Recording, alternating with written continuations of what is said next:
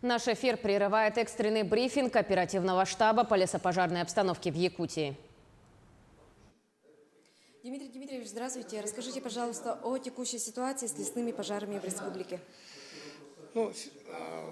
Остановлюсь на самой, скажем, горячей теме. Это по поселку Арылах Мирнинского района. Сегодня ночью был обнаружен пожар номер 28, который буквально час назад перекинулся на населенный пункт. И в результате прилегающих к лесу домам подошел огонь и подверглись огню 5 строений. Из них 3 жилых дома и 2 строения. На месте работает 6 автоцистерн, 30 человек личного состава.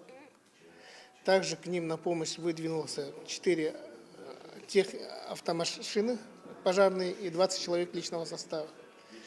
Также работает на месте 6 автоводовозок. Также работает вертолет Ми-8 с водосливным устройством компании «Алроса». Также на месте пожара работает 1 бульдозер. И сегодня, в настоящее время, идет эвакуация людей с поселка.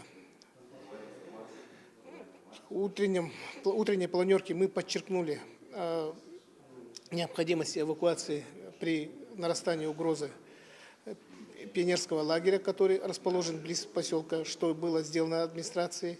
И сегодня в ходе напряженной ситуации происходит та работа, которую сегодня мы ведем в оперативном режиме.